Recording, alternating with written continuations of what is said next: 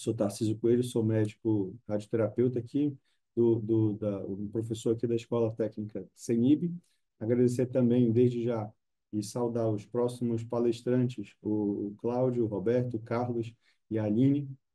E vamos falar hoje, nesse momento agora, sobre hipofracionamento em radioterapia.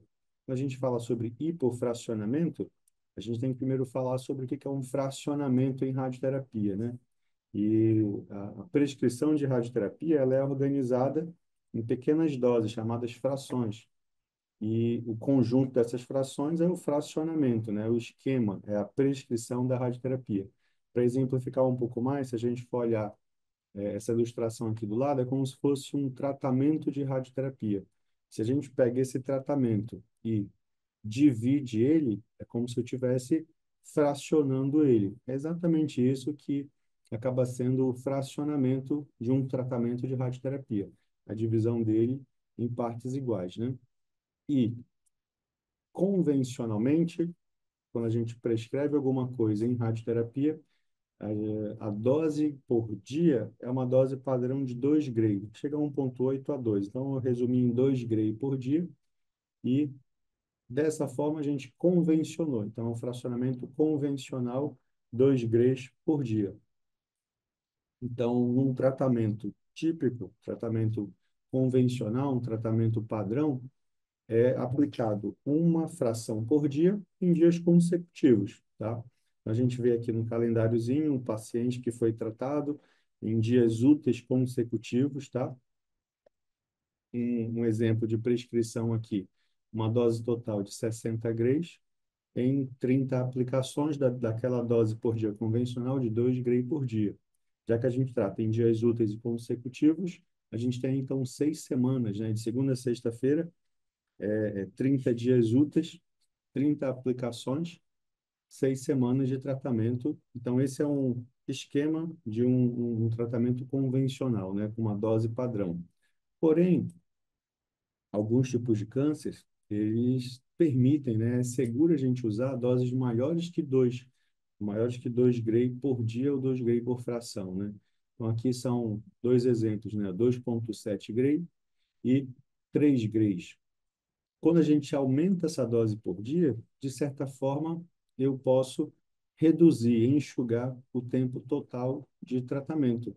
Não preciso mais fazer 60 grays em 30 aplicações de 2. Eu posso fazer 60 com 3 grays por dia, fazer em 20 aplicações, né? Então, eu hipofraciono, eu diminuo o tempo total de tratamento. Só para vocês terem uma noção aqui, no lado direito da tela, no esquema convencional, né? O tratamento de mama, que dura 5 semanas com o esquema convencional.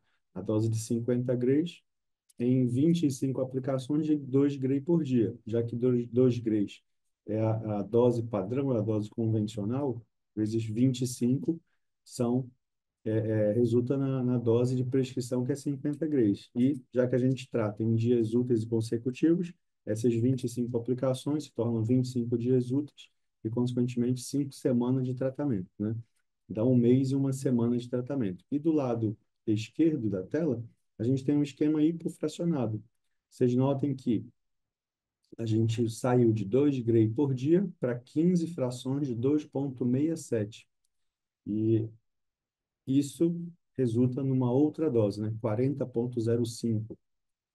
E, consequentemente, já que a gente vai agora fazer 15 aplicações, são 15 dias úteis consecutivos, a gente sai de 5 e passa para 3 semanas de radioterapia, 3 semanas de tratamento.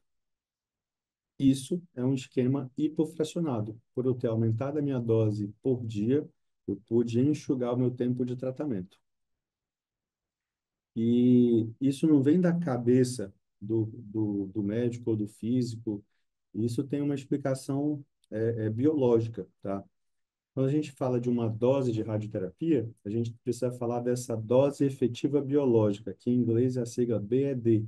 É uma dose efetiva biológica, significa que eu posso fazer uma dose de uma forma ou de outra, fazendo uma dose por dia maior, uma dose por dia menor, fazendo mais sessões ou menos sessões, mas no esquema que eu utilizei, a efetividade dessa dose, de maneira biológica, ela é semelhante, tá? Então, só para eu dar um exemplo aqui para vocês, do lado esquerdo aqui da tela, eu tenho algumas prescrições de radioterapia. Vou começar lá de baixo, 66 grays em 33 frações de 2 gray. 2 gray, lembrem que é o fracionamento convencional, minha dose convencional.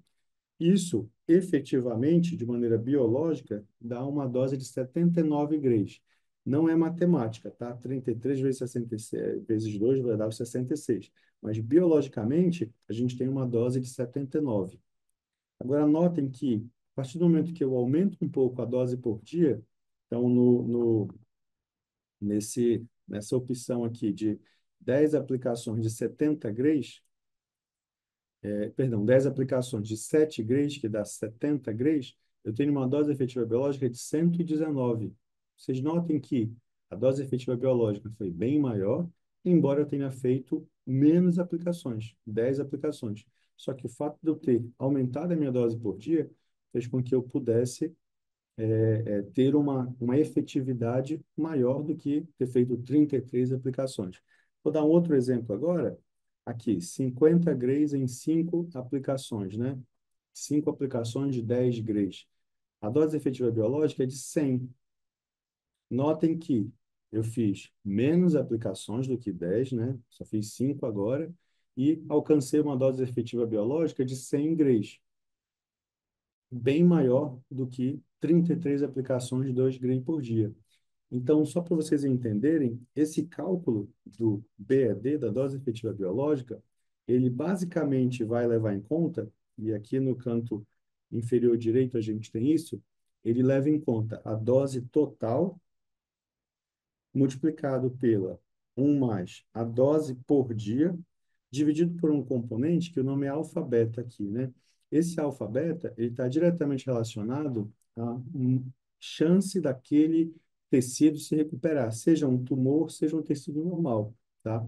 Então, se eu uso para um tumor específico, ou para um tecido específico, uma dose maior ou uma dose menor, eu tenho uma mudança da efetividade biológica de acordo com o esquema que eu utilizei.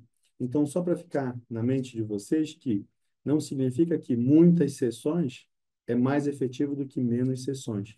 O que importa é a dose por dia. Então, dessa forma, eu consigo fazer tratamentos diferentes, com efetividades, às vezes maiores ou menores, obviamente, em tempos mais curtos. E isso permite que eu possa fazer o chamado hipofracionamento, tá? Esse aqui é só um exemplo do que acontece dentro de uma célula tumoral, tá? Uma das possibilidades que também podem existir. Uma das possibilidades que pode existir. A gente tem um tumor inicial, né, que tem esses chamados receptores PDL1, tá? Esses receptores PDL1 estão relacionados com a imunidade, tá bom? E a imunidade também ajuda a combater o câncer, tá? Quando a gente faz um tratamento de radioterapia, esses receptores eles ficam mais ávidos e muitas vezes eles acabam conseguindo identificar mais ainda que aquela célula é uma célula tumoral e, consequentemente, o sistema imunológico consegue ter um efeito ser mais eficaz. Então, só um outro exemplo de como que um aumento de dose por dia aumenta a chance também de eu ter um controle tumoral. Sendo que, quanto maior a dose que eu faça, eu aumento a chance disso acontecer. Da imunidade reconhecer mais ainda que aquela célula é tumoral e, dessa forma, ter uma efetividade maior em relação ao tratamento, tá? Então, só aqui alguns exemplos do que a gente pode ter de esquemas de dose de radioterapia e em diferentes tipos de tumores. Então, o primeiro aqui, um tumor de pulmão, depois um tumor de mama, um tumor de próstata, tá? E o exemplo que eu quero mostrar para vocês aqui, no tumor de pulmão, um tratamento, geralmente aqui, deixa eu ver se eu consigo colocar o laserzinho aqui, acho que isso aqui vai ajudar. Então, aqui, no tumor de pulmão, eu tenho 6 a 6 semanas e meia, é um tratamento padrão, um tratamento convencional, já que eu vou tratar o paciente em 30 aplicações.